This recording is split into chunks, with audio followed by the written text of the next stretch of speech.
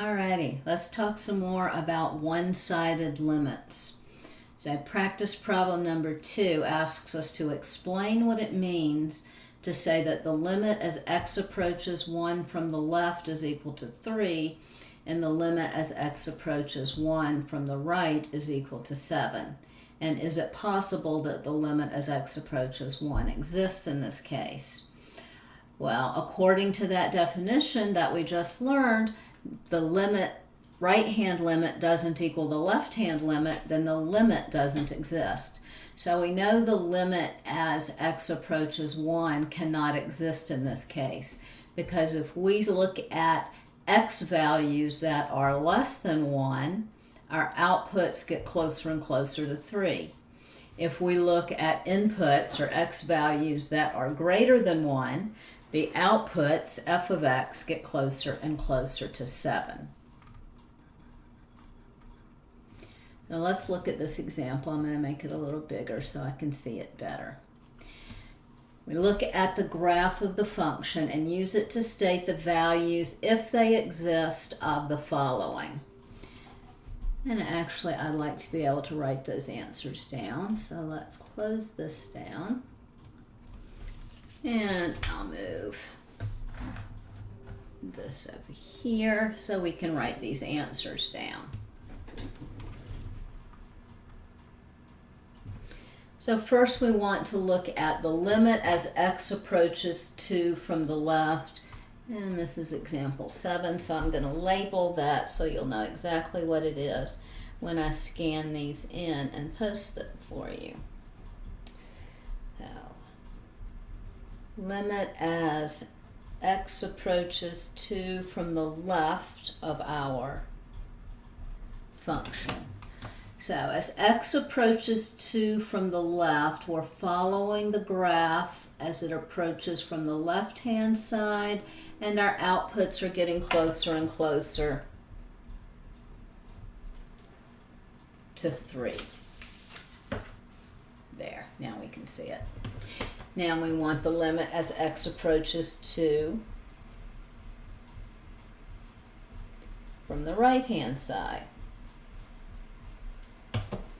So as our x values approach 2 from the right-hand side, that's numbers bigger than 2, our outputs are closer and closer to 1, so the right-hand limit is equal to 1. The limit as x approaches 2 of g of x, d and e does not exist because the left-hand limit and the right-hand limit are different. Now we're going to do the same thing for 5. Limit as x approaches 5 from the left. So 5 right over here, as we approach 5 from the left, we're getting closer and closer to 2.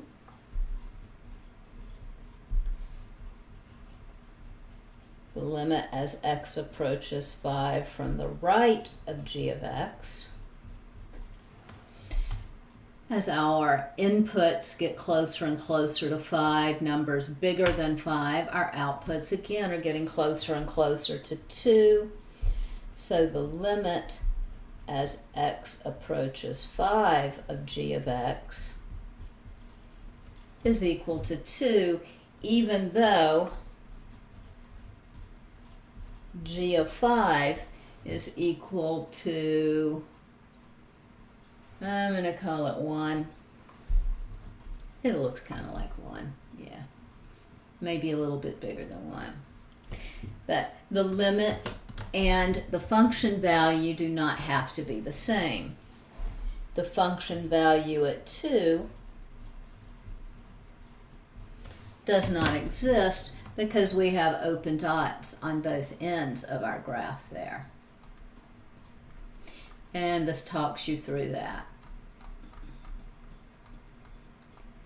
Okay, stop the video here and try practice number 4. I'm not going to go over it, but I will put the answers in your class notes.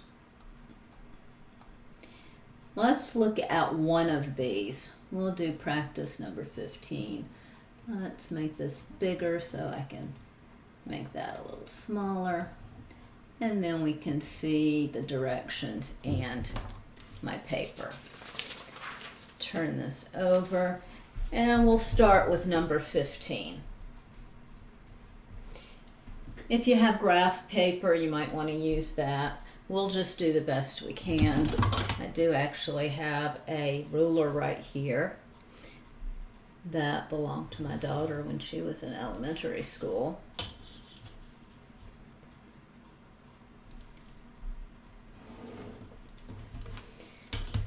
So draw myself a set of axes. Anytime you're asked to draw a function, yours could be different than your neighbor's, yours could be different from mine. The important thing is if you are given a point that lives on that function, plot that point first. So if we're looking at number 15, it says that f of 0 is equal to 1. So be sure that f of 0 is equal to 1. So solid dot sitting right there. F of 0 is equal to 1. Now it says the limit as x approaches 0 from the left is equal to 1. So that means that for numbers smaller than 1, my function needs to be getting closer and closer to 1. I'm going to make it look like that. I don't care what yours looks like. The limit as x approaches 0 from the right is equal to 2. So I'm going to put an open dot here at 2 because as we approach from the right, my function values need to get closer and closer to 2. Now, these little lines are not defined. It just has to get closer and closer.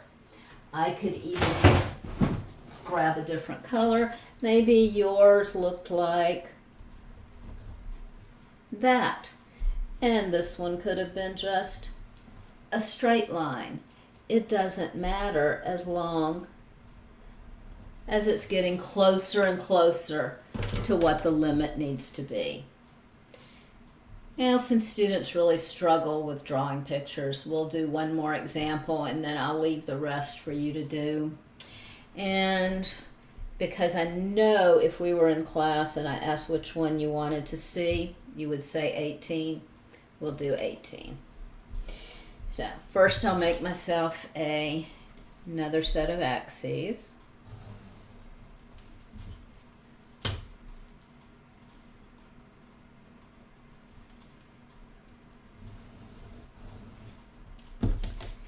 So I look through and I find any points that have to live on my graph. And I have 2 points that have to live on my graph. F of 0 has to be equal to 2. And f of 4 has to be equal to 1. So 1, 2, 3, 4, 1. Those points absolutely positively have to be there. So now I see what's happening to the left of 0. We're getting closer and closer to 2. I'm going to make this graph as simple as I can. I'm just going to put a straight line there. Limit as x approaches 0 from the right is equal to 0. So there needs to be an open dot here.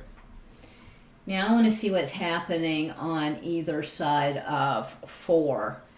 So as x approaches 4 from the left, the limit is equal to 3. So it's going to have to come up here to 3. And again, I'm making it as simple as I can. Yours could do some twirling and curving in there if you wanted it to. The limit as x approaches 4 from the right is equal to 0.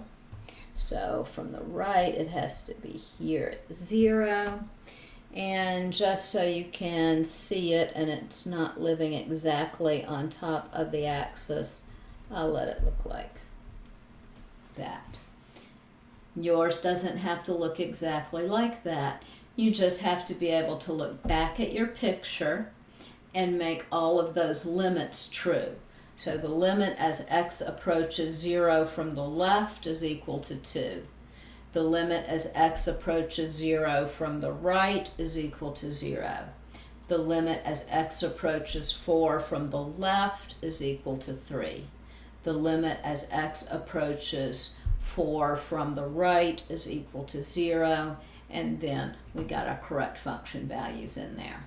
So I'll leave 16 and 17 for you to do, and we will learn about infinite limits in the next video.